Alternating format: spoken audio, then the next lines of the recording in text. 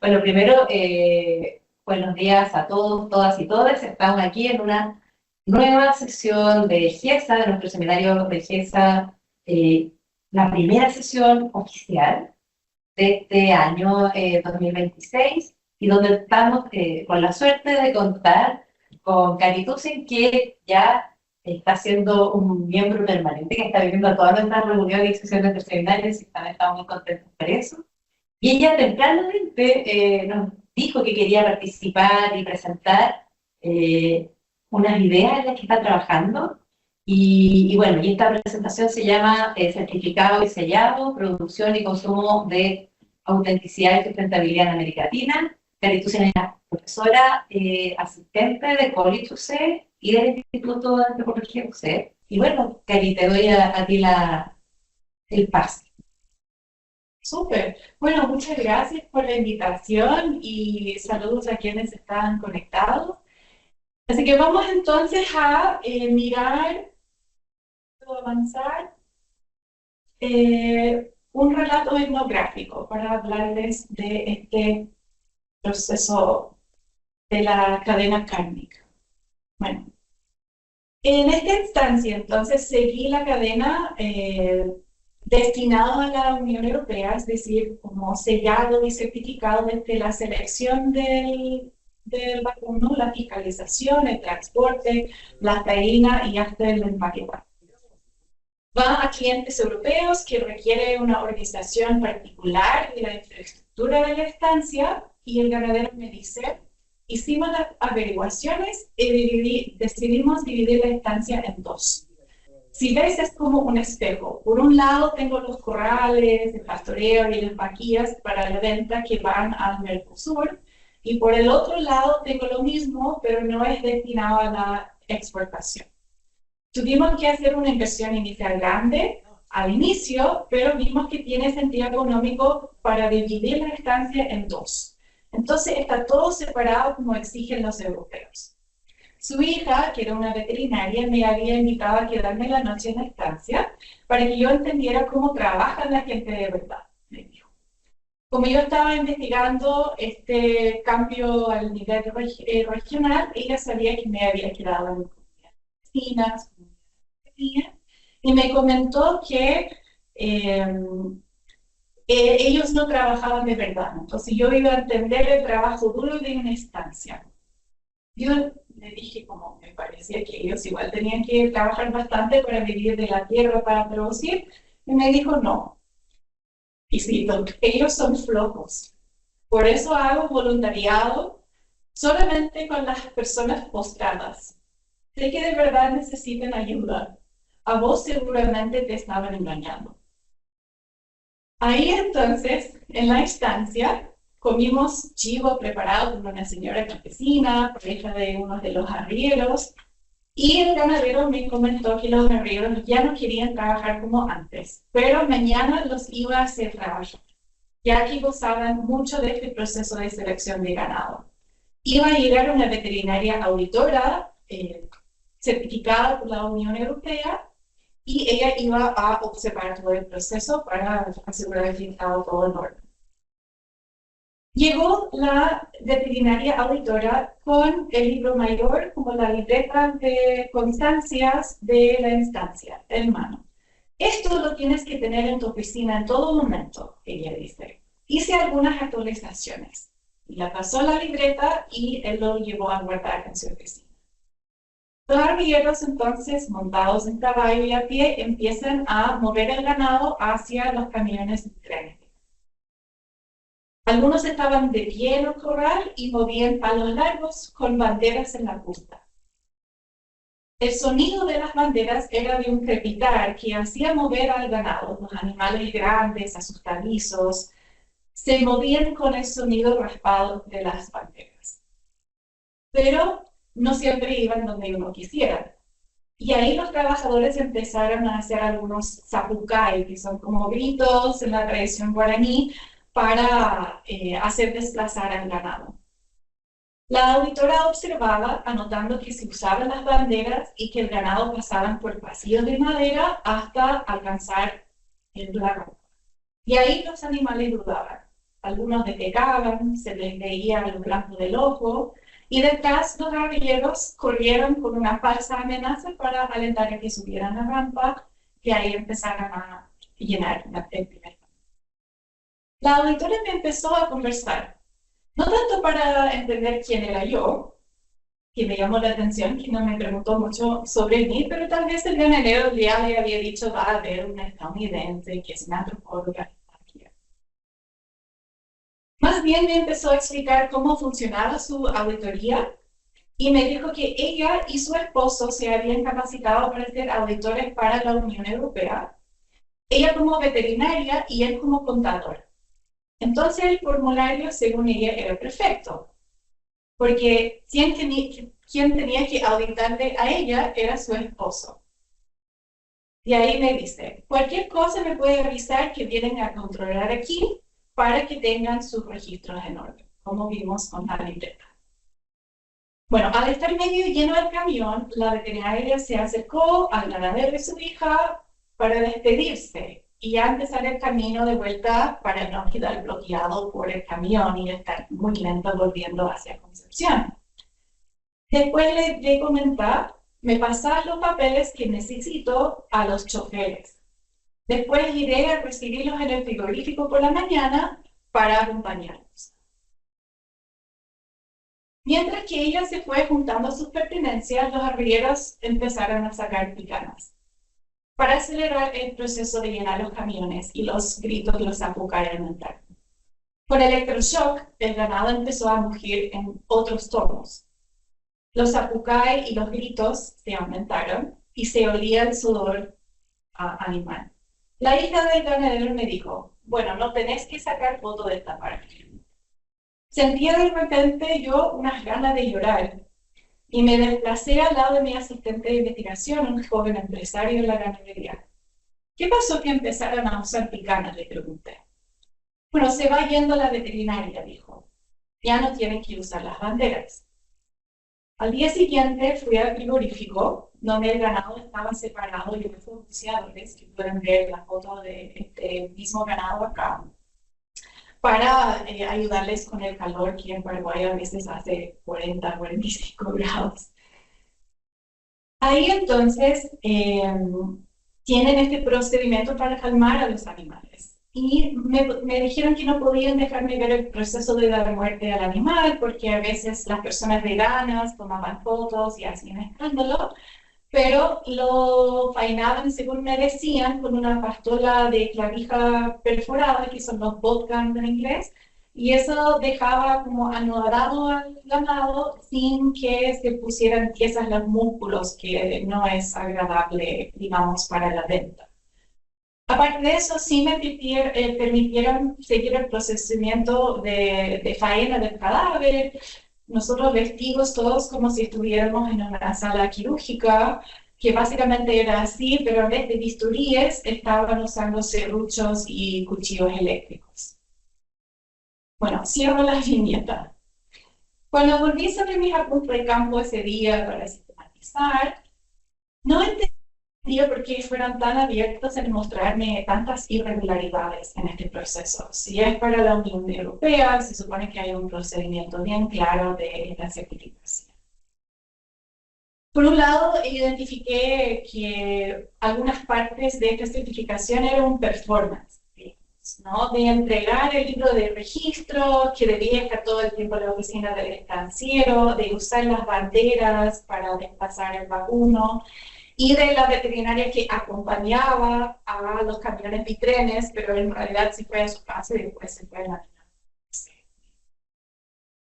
Y de ahí, como pensando en otros procesos de burocracia o movimiento gestión de papeles en el Paraguay, como el caso que presenta Craig Hetherington, que es el antropólogo que trabaja con vecinos, él habla de que estos campesinos usan fotocopias de los mismos archivos de Estado en disputas sobre tierra. Entonces, los campesinos han creado como un espejo del archivo oficial y lo usa para contestar al Estado y la contranarrativa del despojo. Entonces, es decir, a través de estas prácticas de auditoría que tenían los campesinos, en el caso de Hetherington, esto de los papeles y las certificaciones en Paraguay, desde el mismo Estado, nunca fueron prolijos. Estas experiencias como cruzada de una esposa auditora veterinaria y un contador esposo, también se manifiesta como en la cotidianidad de los partidos políticos o el gobierno de Paraguay, en donde la gente como del mismo partido político de uno es llamado correlig, es decir, correligionarios, que somos del mismo color, del mismo culto, del mismo color político. Entonces constituyen más bien una forma de funcionar normal, cotidiano, de los procesos jurídicos, legales y formales en Paraguay. De alguna forma, estos procesos de auditoría y certificación vienen desde una mirada liberal de gobernanza, que dentro de Paraguay es un proceso sumamente irregular. Y estas irregularidades, entonces, para mí funcionan como espejos, tanto en como idea de desdoblaje material, en donde ya son dos instancias en una, como también esta idea de la división. Entonces, para mí entendía de que los estancieros comían la carne convencional paraguaya, que para ellos era buena, que no tenía nada malo, que los procesos de producción tradicional o normal hacían que la carne era una carne rica, válida, blanda. Entonces, más bien, creo yo que no pensaban que estaban haciendo trampa, porque de todas formas la carne que ellos producían, como desde esta tradición nacional paraguaya orgullosa, era una carne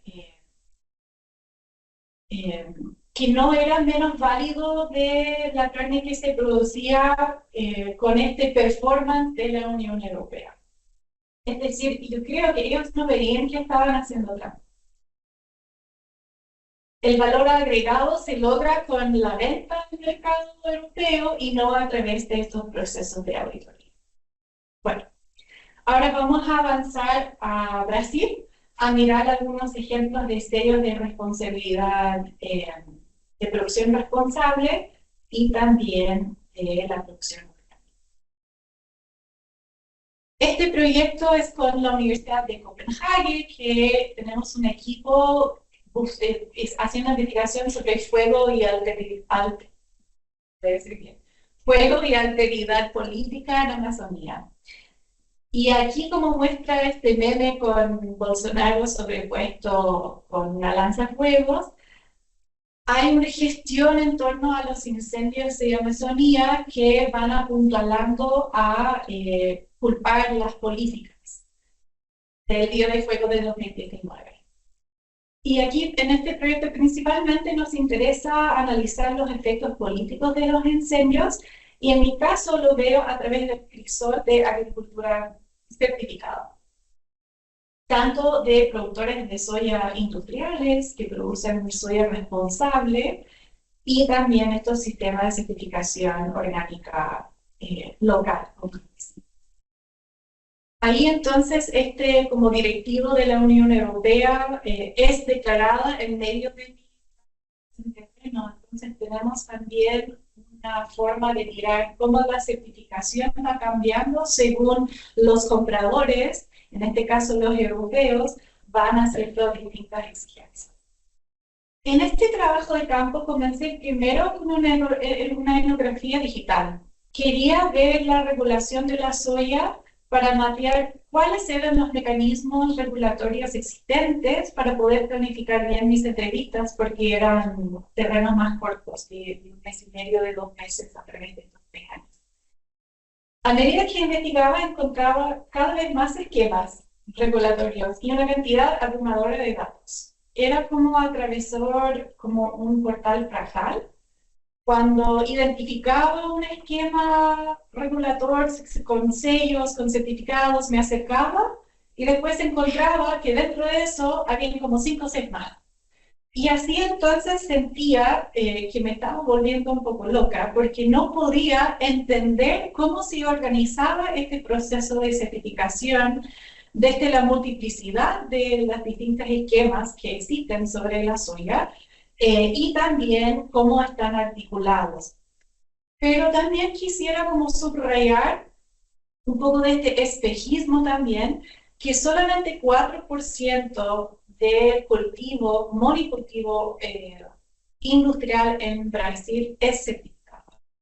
Entonces, también hay como una sobreexposición de estos procesos verdes, ¿no? Que podemos llamar clásicamente como el greenwashing, toman un espacio muy grande en las páginas de los traders sobre sustentabilidad, pero al final realmente es una porción muy pequeña de la producción real y además al llamarse responsable les llevo esta foto, que esta es una foto de soya certificada responsablemente. Entonces podemos ver acá que esta zona era Amazonía, es dentro del norte del Mato Grosso y ahí entonces la soya responsable es soya industrial sobre terrenos desforestados y que usa también el glisofato para hacer la bomba de secado antes de poder cosechar, por eso vemos todo, no usan fuego, sino que es un fuego químico. Y entonces eso es lo que, de eso estoy hablando cuando hablo de soya responsable. ¿Por qué es responsable? Porque esta área fue desforestada antes del 2009. Entonces, esa es la línea de recorte que define lo que es la soya responsable según el moratorio de soya. Hay otras fechas que entran en juego. La directiva de la Unión Europea establece como fecha de corte para la soya legal desde 2020. Entonces corrieron y agregaron como casi 2 décadas, o como una década y un año de deforestación, lo legalizaron. Y lo incluyeron entonces en esta soya legal que puede entrar como libres de deforestación. Entonces, la definición de soya libre de deforestación es contingente solamente a la fecha en donde se realizó la deforestación. Eso. Bueno, les quiero hacer como un recorrido sobre las distintas formas de certificar la soya y lo voy a hacer rápido. Yo tengo como una narrativa muy larga, pero básicamente para darles un gustito. El primero es la mesa redonda de soya responsable, que esto surge desde el moratorio de soya, en donde Cargill y también, bueno, otros como traders grandes de soya se dan cuenta con los informes de Greenpeace que realmente la deforestación en 2009 se iba a acabar con la Amazonía, entonces la propia industria decidió reglamentarse y establecer esta fecha de corte. Ellos tienen varias opciones. Certifican a productores, hacen como cadena de balance de masa, también hacen cadena de custodia segregada, tienen trazabilidad y también tienen como certificaciones para otros proveedores. Ahí entonces tenemos Proterra o CRS que también tienen soya no transgénica. Entonces eso es otro punto, ¿no? Que toda la soya como responsable certificada es soya modificada genéticamente. Pero hay otros que tienen como soya no modificada, pero también ofrecen esta idea de la cadena segregada o no segregada, o puedes comprar certificados. O sea, estos son muchos términos que yo creo que el consumidor normal, que yo era una de esas personas, me tomé como 1 año y medio en entender cuál era la diferencia entre un Mass Certified o un Segregated Certified como cadena de suministro. Bueno, aquí entonces estamos viendo que además de estas distintas como aglomeraciones, los productores grandes también tienen sus propias certificaciones internas. Ahí entonces Hay otros que consideran el uso energético, hay otros que consideran como condiciones laborales más justos, que toman en cuenta si hay comunidades indígenas aledañas, si hay que consultarlos o no. Otros simplemente certifican que es orgánica. Y entonces tenemos como todo este ecosistema que yo fui como viendo que Amaggi, que es como el productor más grande de soya de Brasil, tiene su propio y puedes explicar a otros, Cardo también. Entonces, además llega hasta el punto en donde la Asociación de Productores de Soya, AproSoya, que es como este grupo que apoya fuertemente a Bolsonaro, aquí el Galván, que es acusado de haber financiado el golpe que se intentó al Parlamento brasileño, ellos también tienen su propia forma de certificar y sellar soya, que es la soya legal, que significa legal en Brasil, es como legal y también como bacán en castellano, chileno. Entonces, me fue muy difícil encontrar cómo se certificaba, quién certificaba, cómo eran las diferencias y desde cuál postura. Entonces aquí estoy en una de estas estancias de soya legalmente certificada por este grupo que es como muy nacionalista, que busca además derrumbar el acuerdo de deforestación. Entonces, este grupo está en contra de tener un límite de deforestación donde se puede producir soya, pero ellos también tienen su propia forma de certificar soya. Y la directora de sustentabilidad de esta asociación, que sí tienen una dirección, me dijeron que ellos certifican mejor que todos los demás. Bueno, ¿cómo sabemos que estas certificaciones son válidas? Bueno, se certifican los certificadores. Entonces, aquí hay empresas de auditoría que va, además, y capacita a auditores y también cómo se audita a los auditores. Hay grupos como a nivel nacional, estatal, que lo va, además, haciendo este tipo de auditoría. Entonces, básicamente son certificaciones sobre certificaciones sobre certificaciones, ¿no? Que en Brasil el caso es que se contrata como una empresa externa que les va capacitando, que se llama Imaflora, y a nivel nacional también hay un registro en torno a este proceso. Estas empresas, Food Chain, Genesis o Control Union, también son internacionales, entonces tienen sedes en Argentina, en Paraguay, algunos como en Europa. Entonces es muy difícil llegar a hablar con las personas que están realizando estas auditorías, entonces fui a algunos cumbres sobre soy responsable para poder pillarme ahí en el almuerzo con la gente que hacía estas certificaciones y para que me contaran cómo realmente era. ¿Y cómo es realmente? La mayoría de las fiscalizaciones remotas. Entonces uno va, hace una visita al terreno, que son estas visitas directas. Aquí tengo una foto como más interesante de cuando estuve yo en esta instancia. Se identifica como todo el listado de chequeo. Si no se cumple, les da un plazo de como 2 semanas y vuelven. Y un auditor me dijo que había ido a una instancia que tenía muchos problemas, le dio todo el listado de las cosas que tenía que mejorar, que sabía que iba a tomar como 6 meses de hacerlo, y el estanciero entonces contrató a otra de estas auditorías internacionales, fueron y lo certificaron en el momento. Entonces aquí tenemos las mismas irregularidades que me iban surgiendo en Paraguay, manifiestos en estas empresas grandes internacionales como son Cargill o Mesa Redonda, que es dirigida a través de Holanda. Aquí entonces ya me empieza a armar como las dudas sobre qué estamos realmente auditando. O sea, estamos haciendo un seguimiento de certificación sobre la forma de producción o si estamos haciendo una fiscalización sobre los informes que hacen los mismos productores sobre papel.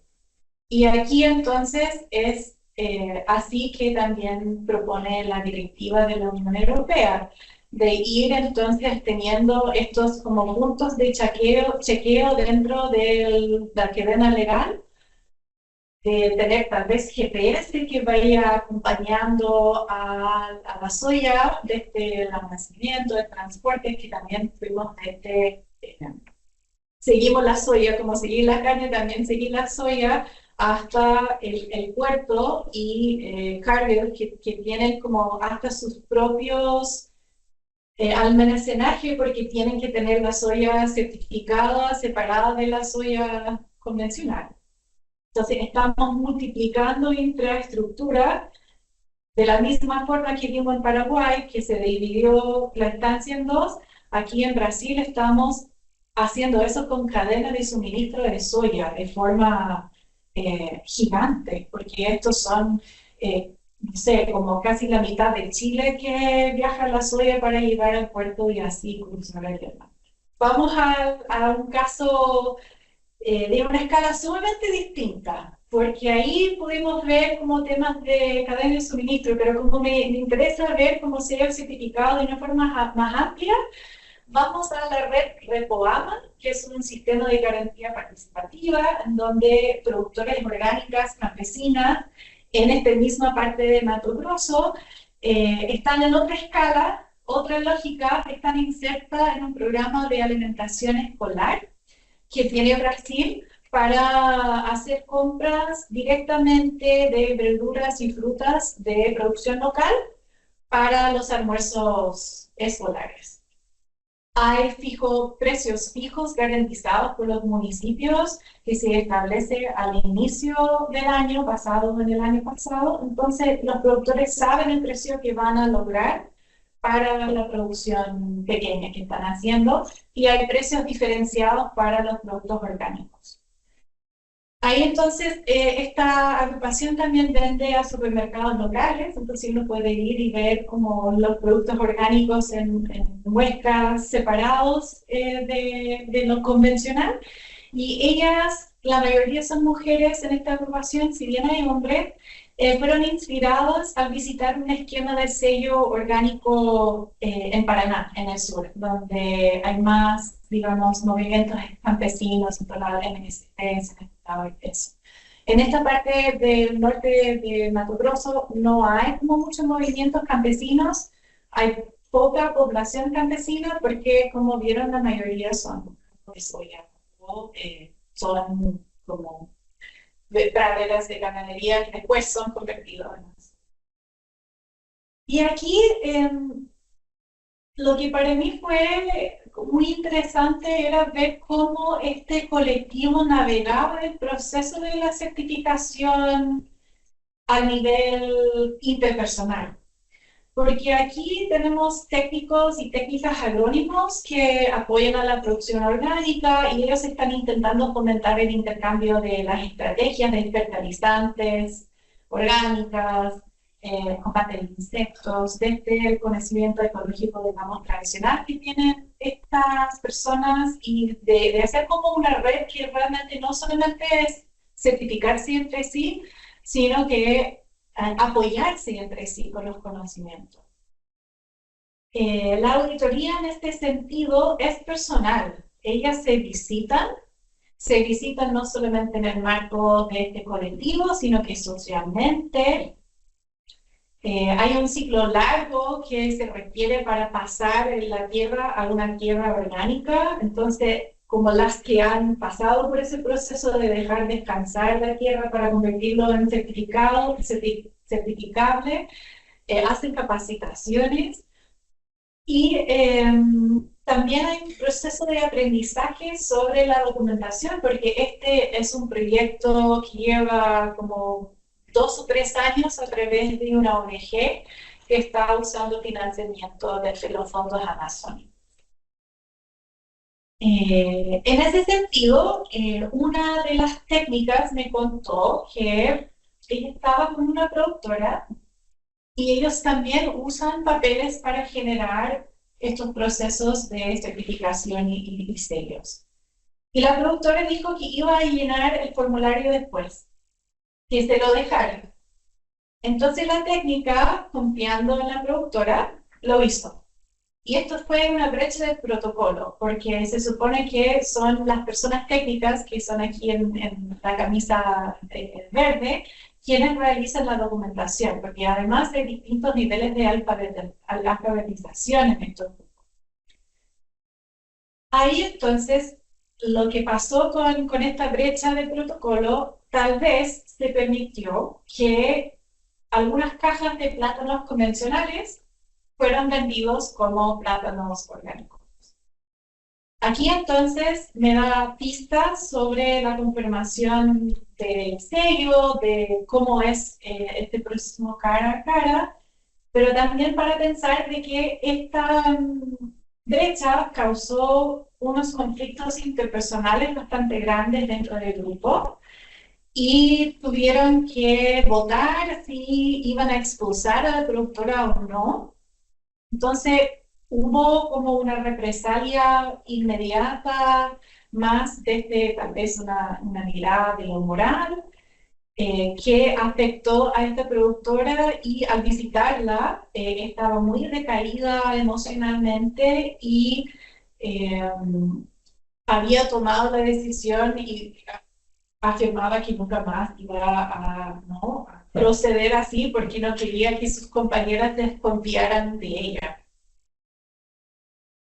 Bueno, y como último gustito de caso, es pensar en otro tipo de sellos y certificaciones, porque también la patrimonialización creo que se puede considerar como un tipo de sello. Sobre todo hablando con los cuchayulleros, quienes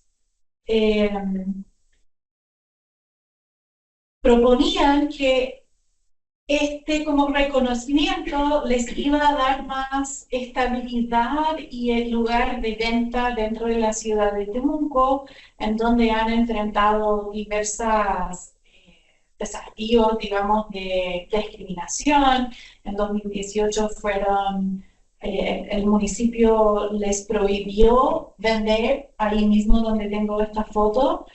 Entonces, a través de la patrimonialización lograron un reconocimiento que fue a nivel nacional, como por encima de la cabeza del municipio, y aquí, un par de años después, ya estaban instalados y vendidos.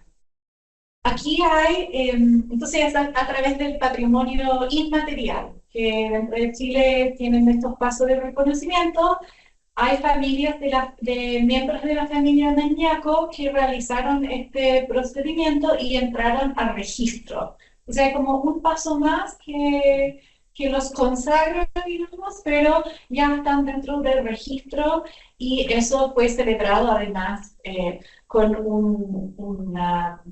estos carritos paseando por la calle Caupolicán hasta como en la ceremonia, parando todo el tráfico, que se escuchan quejas, ¿no?, de que estos animales tienen otros ritmos, entonces están interrumpiendo con el ritmo de una ciudad que se considera moderna, como Temuco, y que todavía hay entonces distintas temporalidades en torno a cuándo se vende, dónde se vende.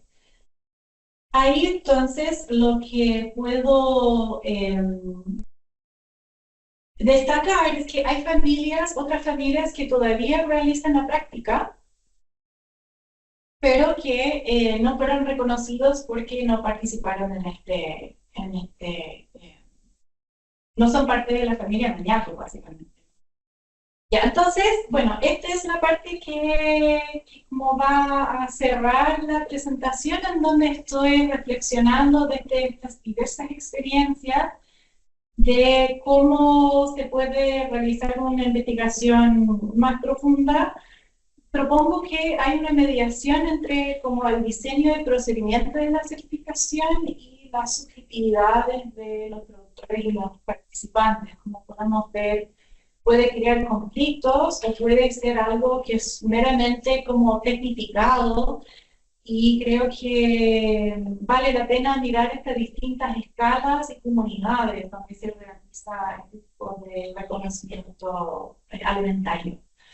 Y desde mi hipótesis creo que hay como una realidad enmarañada que existe en la producción en terreno, pero tal vez se va a hacer como un desdoblaje ahí hacia una realidad que es certificable, que es fiscalizable.